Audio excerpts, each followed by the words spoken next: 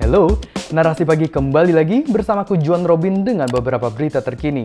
Pertama ada kabar soal Presiden Jokowi yang bilang bahwa ratusan juta orang terancam kelaparan, lalu update kasus Ferdy Sambo dan harga mie instan yang diklaim gak bakal naik parah. Gak kelupaan ada juga kabar soal Donald Trump yang diperiksa Jaksa Agung dan action figure Zelensky. Ini dia selengkapnya. Presiden Joko Widodo menyebut 800 juta orang di dunia terancam kelaparan. Waduh, kok bisa ya? Dunia sekarang ini sedang dilanda yang namanya krisis pangan. 300 juta lebih orang sekarang ini berada pada kekurangan pangan akut dan kelaparan. Di beberapa negara sudah mulai. Dan diperkirakan kalau ini tidak ada solusi bisa masuk ke 800 akan kekurangan pangan dan lapar. Presiden RI Joko Widodo menyampaikan bahwa saat ini terdapat 300 juta orang di dunia yang sudah menghadapi kekurangan pangan akut dan kelaparan. Bahkan diperkirakan angka ini bisa aja melonjak ke 800 juta orang kalau enggak ada solusi. Hal ini disampaikan Jokowi dalam kunjungannya ke Boyolali, Jawa Tengah 11 Agustus 2022 untuk meninjau kebun kelapa genjah. Merespons ancaman ini, Presiden Jokowi meminta semua pihak, utamanya Kementerian Pertanian, untuk segera bikin lahan yang menganggur jadi produktif. Setidaknya, ini untuk menekan angka kelaparan di dalam negeri. Jika ini dilakukan, Jokowi juga yakin kalau lonjakan harga cabai nggak bakal terjadi lagi, karena pasokan cabai akan berlimpah. Mengutip sistem pemantauan pasar dan kebutuhan pokok Kementerian Perdagangan per 11 Agustus 2022, harga cabai merah besar sendiri sudah sentuh Rp65.900 per kilogram. Cabai merah keriting di harga Rp66.300 per kilogram, dan cabai rawit merah di harga Rp71.600 per kilogram. Kondisi dunia emang sedang tidak baik-baik aja.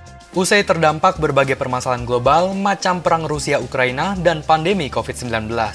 Sebelumnya, Jokowi juga sempat dapat bisikan dari PBB bahwa dunia akan jadi gelap karena krisis pada tahun depan. Berbagai negara macam Singapura, Australia, hingga Amerika Serikat perekonomiannya ambruk. Beliau menyampaikan, Presiden Jokowi, tahun ini kita akan sangat sulit. Tahun ini kita akan sulit. Terus kemudian seperti apa? Tahun depan akan gelap. Ini bukan Indonesia, ini dunia. Hati-hati, jangan bukan Indonesia yang saya bicarakan tadi, dunia. Di beberapa wilayah Indonesia juga sempat alami kelaparan. Salah satunya di Lanijaya, Papua. Hujan es yang cukup parah membuat warganya kelaparan karena tanaman yang gagal panen. Bahkan kejadian semacam ini sudah terjadi sampai 3 kali. Salah satu upaya pemerintah mengupayakan ketahanan pangan dengan menggaungkan program food estate. Namun program ini tak lepas dari kontroversi karena dianggap kerap mengabaikan kerusakan lingkungan dan konflik lahan. 800 juta orang terancam kelaparan.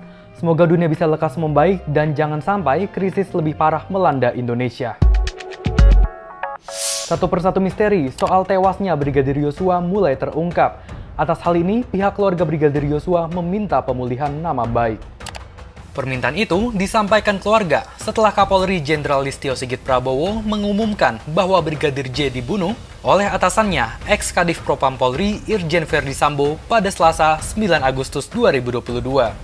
Atas hal ini, kuasa hukum Brigadir J minta Presiden Jokowi untuk memulihkan nama baik Brigadir J saat peringatan HUT RI ke-77 pada 17 Agustus 2022. Serta berharap Presiden Jokowi mengangkat Brigadir J sebagai pahlawan kepolisian RI yang telah gugur dalam tugas.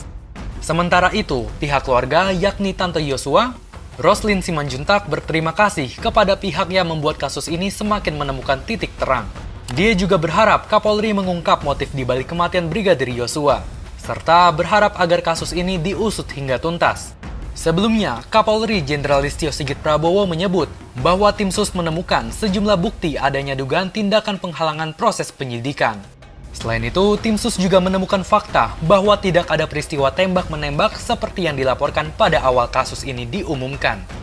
Sebab, berdasarkan rekaman CCTV yang baru-baru ini terungkap menunjukkan bahwa Sambo, Putri, Baradae, dan Brigadir J berada di rumah pribadi Irjen Sambo dan nggak ada insiden baku tembak.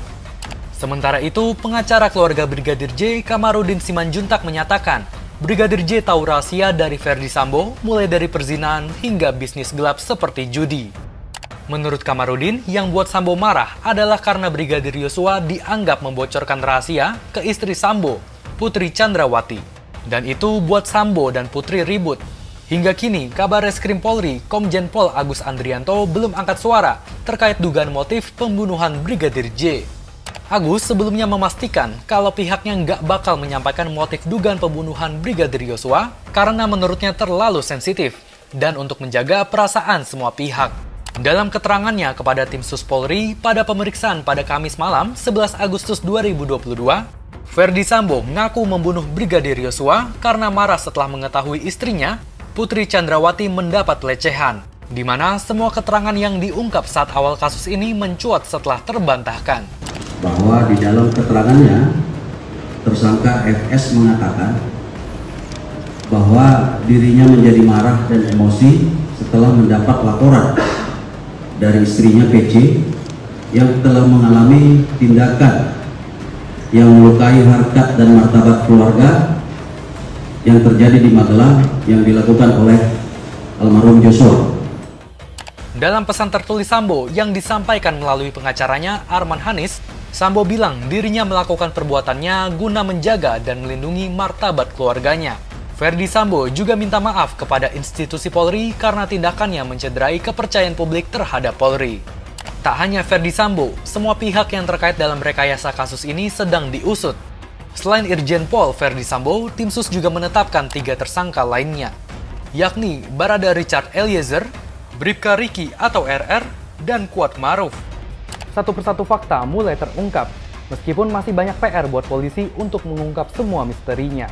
Salah satunya terkait motif pembunuhan. Semoga pengusutan ini nggak ada lagi yang ditutupi agar kebenaran bisa ditegakkan.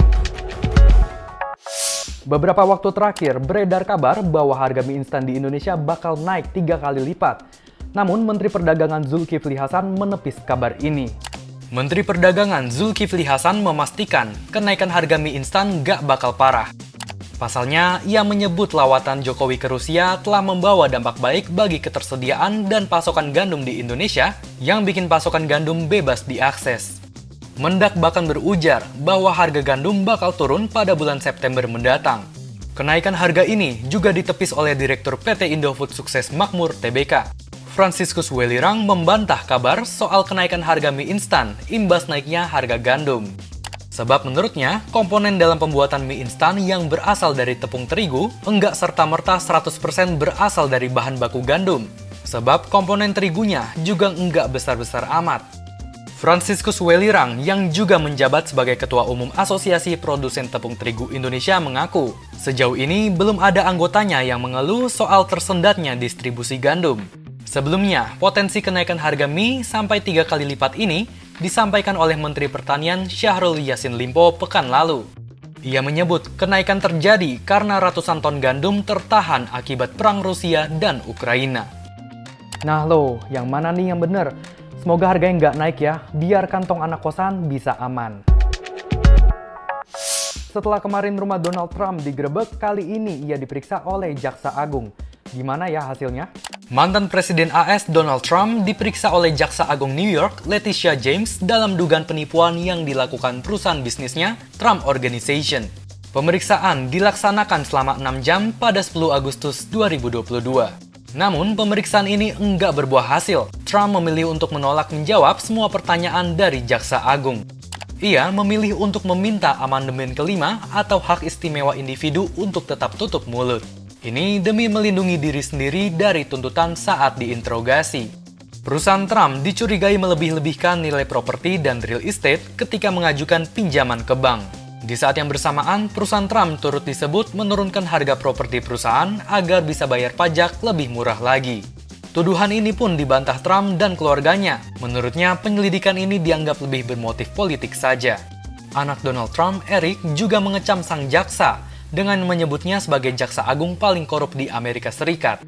Sebelumnya, rumah Trump di Florida sempat digerebek FBI pada 8 Agustus 2022 kemarin. Penggerebekan itu terkait dengan dokumen rahasia kepresidenan yang diduga dibawa ke rumah Trump. Dalam penggerebekan itu, ditemukan 15 kotak dokumen yang berasal dari Gedung Putih. Isinya diduga termasuk hal-hal yang bersifat rahasia. Penyelidikan ini sendiri sudah berlangsung selama beberapa waktu. Awal tahun 2022 lalu, penyelidik juga disebut pernah menggeledah rumah Trump. Saat ini, Kementerian Kehakiman AS tengah menjalankan penyelidikan 2 kasus terkait Trump. Pertama, dugaan upaya pembatalan hasil Pilpres pada 6 Januari 2021. Kedua, terkait kasus penguasaan dokumen rahasia negara secara tidak sah. Kira-kira Donald Trump ada salah apa ya? Semoga masalahnya bisa cepat beres dan diusut seadil-adilnya. Presiden Ukraina Volodymyr Zelensky dibuat jadi action figure. Kira-kira gimana ya bentukannya? Setelah dapat perhatian global imbas perang yang terjadi di negaranya, Volodymyr Zelensky dijadikan action figure oleh perusahaan desain produk di Brooklyn, New York, FCTRY. Dalam hal ini, FCTRY meluncurkan kampanye Kickstarter untuk mendanai produksi action figure itu. Dari penggalangan dana, terkumpul $30.000 AS atau setara 440 juta rupiah hanya dalam 3 jam. Hingga 10 Agustus 2022, penggalangan dana yang telah dikumpul adalah $120.000 AS.